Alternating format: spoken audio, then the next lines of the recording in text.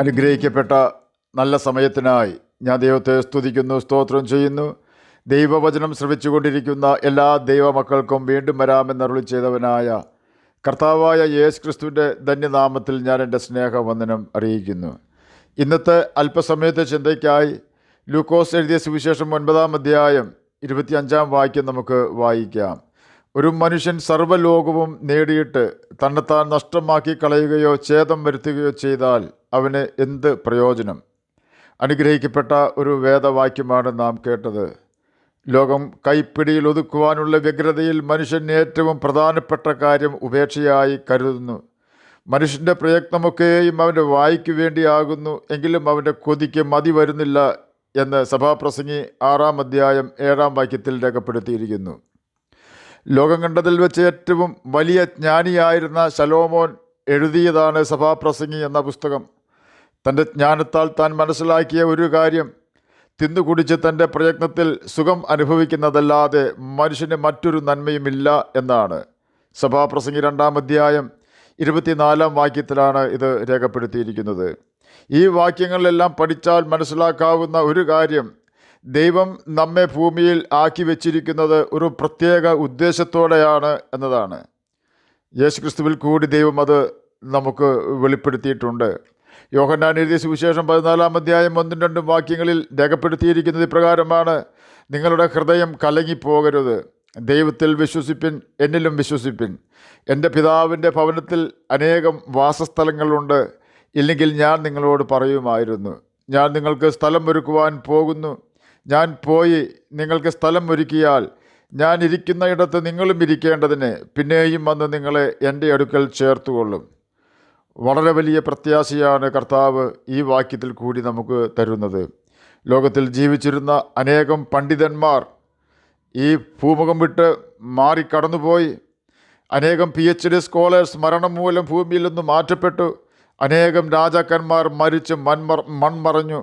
അവരിൽ തങ്ങളുടെ വിലയേറിയ ആത്മാവിനെ നഷ്ടപ്പെടുത്താതെ സൂക്ഷിച്ചവർ ഭാഗ്യവാന്മാർ തന്നെയായിരുന്നു. കാരണം അവരുടെ പ്രയത്നങ്ങൾ മുഴുവൻ വായുടെ ആവശ്യത്തിന് മാറ്റിവെക്കാതെ അവർ തങ്ങളുടെ ആത്മാവിന് വേണ്ടി പ്രവർത്തിച്ചു.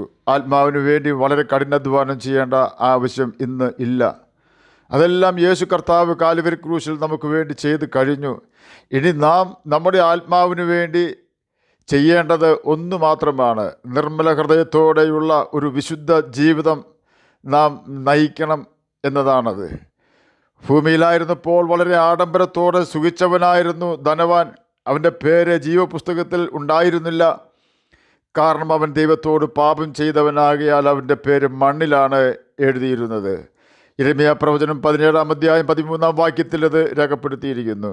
എന്നാൽ അവൻ്റെ പടിപ്പുരയിൽ കിടന്ന ധനവാന്റെ ശേഷിപ്പ് ഭക്ഷിക്കേണ്ടി വന്ന ലാസർ, ധനവാന്റെ ശേഷിപ്പ് ഭക്ഷിക്കേണ്ടി വന്നെങ്കിലും താൻ വഴിവിട്ട ജീവിതത്തിന് തയ്യാറായില്ല. ലാസർ വ്രണം നിറഞ്ഞവനായിട്ടും അവന് പരാതി ഉണ്ടായിരുന്നില്ല. കാരണം അവൻ മോശയുടെ പുസ്തകങ്ങളും പ്രവാചകന്മാരുടെ പുസ്തകങ്ങളും വായിക്കുന്നവനും അതിന് പ്രകാരം ജീവിക്കുന്നവനുമായിരുന്നു. ജീവിതത്തിൽ സുഖസൗകര്യങ്ങൾ വർദ്ധിക്കുമ്പോൾ നാം പലപ്പോഴും ദൈവത്തിൽ നിന്നും അകന്നു പോകുവാൻ സാധ്യതയുണ്ട്. അതുകൊണ്ട് തന്നെ ദൈവത്തോട് കൂടുതൽ അനുസരണഭാവം കാണിക്കേണ്ട സമയമാണ് നമ്മുടെ ജീവിതത്തിൽ ദൈവം അനേക നന്മകൾ തരുന്ന സമയത്ത്. ആത്മരക്ഷ സൗജന്യമാണെങ്കിലും അത് ലഭിക്കുന്ന അല്ലെങ്കിൽ അത് ലഭിച്ച വ്യക്തികൾ രക്ഷ മുറുകെ പിടിക്കേണ്ടത് അത്യാവശ്യമാണ്. നല്ല പോരാട്ടം കഴിക്കേണ്ടത് ആവശ്യമാണ്. അതുകൊണ്ടാണ് പൗലോസ് പറഞ്ഞത്, ഞാൻ നല്ല പോർ പൊരുതു. പാപത്തിനെതിരെ പിടിച്ചു നിൽക്കുവാനാണ് പോർ പൊരുതുന്നത്. അതുപോലെ തന്നെ വിശ്വാസം നാം കാക്കേണം, അതിനും നാം പോരാട്ടം കഴിക്കണം. ജീവിത സാഹചര്യങ്ങൾ ചിലപ്പോൾ അവിശ്വാസം കടന്ന് വരുവാൻ ഇടവരുന്നതായിരിക്കാം. അപ്പോഴാണ് നാം യേശുവിൻ്റെ മുഖത്ത് ശ്രദ്ധിച്ചു നോക്കേണ്ടത്. വാക്കും ഭാഷണവും കൂടാതെ യേശു നമ്മെ ആശ്വസിപ്പിക്കും.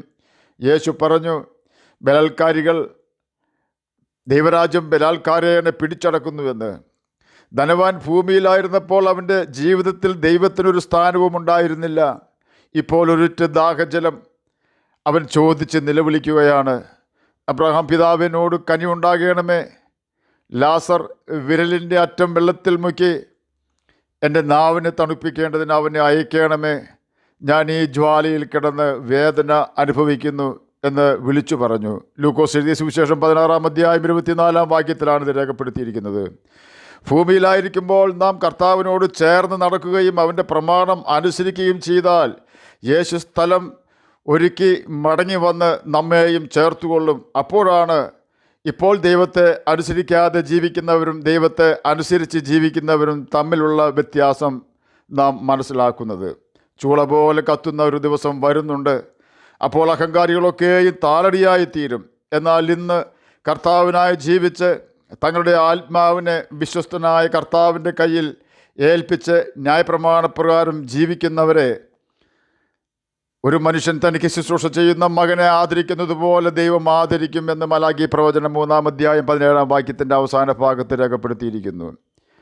അപ്പോൾ നിങ്ങൾ ദൈവകൽപ്പന അനുസരിക്കുന്ന നീതിമാനും ദൈവകൽപ്പന അനുസരിക്കാതെ മലിന പാപം ചെയ്ത് ജീവിക്കുന്ന ദുഷ്ടന്മാരും തമ്മിലും ദൈവത്തെ അവൻ്റെ കൽപ്പനകൾ അനുസരിച്ചുകൊണ്ട് സ്നേഹിക്കുകയും സേവിക്കുകയും ചെയ്യുന്നവരും ദൈവത്തെ അവൻ്റെ കൽപ്പനകൾ അനുസരിക്കാതെയും സ്നേഹിക്കാതെയും സേവിക്കാതെയും ജീവിക്കുന്നവരും തമ്മിലുള്ള വ്യത്യാസം വീണ്ടും കാണും എന്ന് മലാഖി പ്രവചനം 3-ാം അധ്യായം 18-ാം വാക്യത്തിൽ രേഖപ്പെടുത്തിയിരിക്കുന്നു. ഈ വാക്യത്തിൽ നാം കേട്ട വീണ്ടും കാണും എന്ന വാക്കുകൾ കൊണ്ട് എന്താണ് അർത്ഥമാക്കേണ്ടത്? അത് ബൈബിളിലുടനീളം ദൈവകൽപ്പനകൾ അനുസരിക്കാതെ സാത്താൻ്റെ ഇഷ്ടം ചെയ്തുകൊണ്ട് ദൈവത്തോട് മത്സരിക്കുകയും പാപം ചെയ്യുകയും ചെയ്തതുമൂലം ദൈവത്തിൻ്റെ ന്യായവിധിയിൽ തകർന്ന് നശിച്ചു പോയവരുടെ ഒരു നീണ്ട നിരയും, അതേസമയം ദൈവ കൽപ്പനകൾ അവരുടെ ഏറ്റവും പ്രതികൂല സാഹചര്യങ്ങളിൽ പോലും അനുസരിച്ചതിനാൽ ശത്രു രാജാക്കന്മാർ ദൈവത്തിൻ്റെ ന്യായവിധി അറിയിച്ചുകൊണ്ട് ഉന്നതനും മീതെ ഒരു ഉന്നതനും അവനും മീതെ അത്യുന്നതനും വാഴുന്നു എന്ന് തെളിയിച്ചു കൊടുത്ത ദൈവഭയമുള്ള ദൈവത്തെ അനുസരിച്ച ഭക്തന്മാരുടെ ഒരു നീണ്ട നിരയും ബൈബിളിൽ നമുക്ക് വായിക്കുവാൻ കഴിയും. അതുകൊണ്ടാണ് ദൈവത്തെ സേവിക്കുന്നവരും അഥവാ അനുസരിക്കുന്നവരും ദൈവത്തെ സേവിക്കാത്തവരും അഥവാ അനുസരിക്കാത്തവരും തമ്മിലുള്ള വ്യത്യാസം നിങ്ങൾ വീണ്ടും കാണുമെന്ന് മലാഖി പ്രവചനം 3-ാം അധ്യായം 18-ാം വാക്യത്തിൽ രേഖപ്പെടുത്തിയിരിക്കുന്നത്. യഹോവയെ അഥവാ കർത്താവായ യേശു ക്രിസ്തുവിനെ അനുസരിച്ച നോഹയും അവൻ്റെ നിമിത്തം നോഹയോട് കൂടെ തൻ്റെ ഭാര്യയും മക്കളും മക്കളുടെ തുണകളും പെട്ടകത്തിൽ കടന്ന് നോഹയുടെ കാലത്തെ ജലപ്രളയത്തിൽ നിന്നും രക്ഷപ്പെട്ടു എന്ന് 1 പത്രോസ് 3-ാം അധ്യായം 20-ാം വാക്യത്തിൽ രേഖപ്പെടുത്തിയിരിക്കുന്നു. ഉൽപ്പത്തി പുസ്തകം 7-ാം അധ്യായം 23-ാം വാക്യത്തിൻ്റെ അവസാന ഭാഗത്തിലും ഇക്കാര്യം രേഖപ്പെടുത്തിയിട്ടുണ്ട്.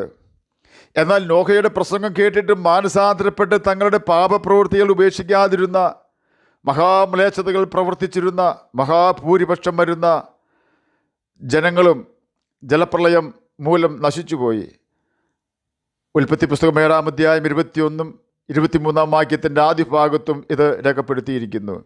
ലോത്തിൻ്റെ കാലത്ത് ദൈവഭയമുണ്ടായിരുന്ന വലഞ്ഞുപോയ നീതിമാനായ ലോത്ത് മുഖാന്തരം ചിലരെ രക്ഷിക്കുവാൻ അബ്രഹാമിൻ്റെ നിലവിളി മൂലം ദൈവം തയ്യാറായെങ്കിലും ലോത്തിൻ്റെ ദ്രവ്യാഗ്രഹത്തിൽ തളയ്ക്കുവാൻ ശ്രമിക്കുകയും അബ്രഹാമിൽ നിന്നും ലോത്തിൻ്റെ സമ്പത്തിനു വേണ്ടി വേർപ്പെടുത്തിയ ലോത്തിൻ്റെ ഭാര്യ ഉപ്പുതൂണായി തീർന്നുവെന്ന് ഉൽപ്പത്തി പുസ്തകം 19-ാം അധ്യായം 26-ാം വാക്യത്തിലും സ്വതോം നിവാസികൾക്ക് ഉന്മൂലനാശം വരുത്തിയെന്ന് ഉൽപ്പത്തി പുസ്തകം 19-ാം അധ്യായം 24-ഉം 25-ഉം വാക്യങ്ങളിലും രേഖപ്പെടുത്തിയിരിക്കുന്നു.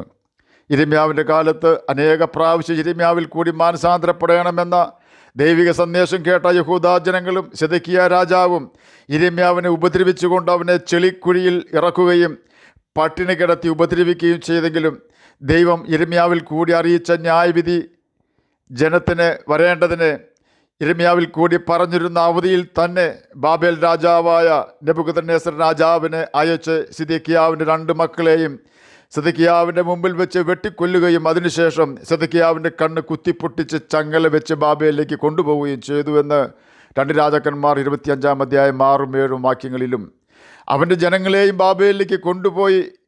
എങ്കിലും ആ ജനത്തിൻ്റെ ഇടയിൽ നിന്നും ശദ്രക്ക്, മേശക്ക്, അബേദ്നെഗോ, ദാനിയേൽ എന്നീ യഹൂദാ ബാലന്മാരെ അവർ ദൈവത്തെ അനുസരിക്കുന്നവരും പാപത്തെ വെറുക്കുന്നവരുമായതിനാൽ ദൈവം അവരെ മാനിച്ച് ബാബേലിലെ പ്രധാനികളാക്കുകയും ബാബേൽ കൊട്ടാരത്തിൽ വസിക്കുമാറാക്കുകയും ചെയ്തു എന്ന് ദാനിയേൽ പ്രവചനം 3-ാം അധ്യായം 8 മുതൽ 30 വരെയുള്ള വാക്യങ്ങളിലും രേഖപ്പെടുത്തിയിരിക്കുന്നു.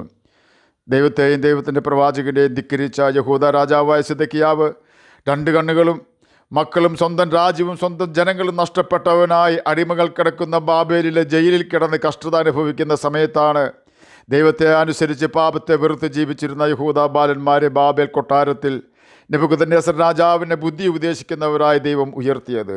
അതെ, കർത്താവായ യേശു ക്രിസ്തു രാജാക്കന്മാർ വാഴിക്കുകയും വീഴിക്കുകയും ചെയ്യുന്നു. അതുകൊണ്ടാണ് മലാഖി പ്രവചനം 3-18 ദൈവത്തെ സേവിക്കുന്നവരും സേവിക്കാത്തവരും തമ്മിലുള്ള വ്യത്യാസം നിങ്ങൾ വീണ്ടും കാണുമെന്ന് രേഖപ്പെടുത്തിയിരിക്കുന്നത്. ചൂള പോലെ കത്തുന്ന ഒരു ദിവസം വരുന്നുവെന്ന് മലാഖി പ്രവചനം 4-1 രേഖപ്പെടുത്തിയിരിക്കുന്നു. ആ ദിവസം ദൈവവചനം അനുസരിക്കാതെ ജീവിക്കുകയും ദൈവവചനമായ ബൈബിൾ തെറ്റായി പഠിപ്പിക്കുകയും ചെയ്തുകൊണ്ട് മറ്റുള്ളവരെ പാപം ചെയ്യുവാൻ വിട്ടുകൊടുക്കുന്ന വ്യക്തികളും പാപം ചെയ്ത് ദൈവത്തെ മറന്ന് ജീവിക്കുന്ന വ്യക്തികളും അഹങ്കാരികൾ എന്ന പേരിനും ദുഷ്പ്രവർത്തിക്കാർ എന്ന പേരിനും പിശാചിൻ്റെ മക്കൾ എന്ന പേരിനും ഉടമകളായി തീരുന്നു.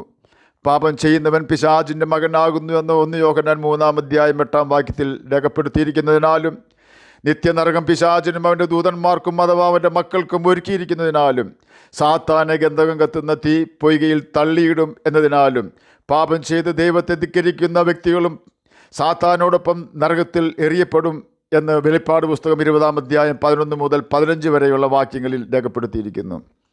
ദൈവത്തെ അവൻ്റെ കൽപ്പനകൾ അനുസരിച്ചുകൊണ്ട് സ്നേഹിക്കുന്നവരായ വ്യക്തികളെ ദൈവമക്കൾ എന്ന പദവി കൊടുത്ത് ദൈവം അവരെ മാനിക്കുകയും ദൈവമഹത്വം അണിഞ്ഞുകൊണ്ട് നിത്യവും ക്രിസ്തുവിനോടൊപ്പം അവർക്ക് ജീവിക്കുവാൻ ദൈവം അവസരം കൊടുക്കുകയും ചെയ്യുന്നു.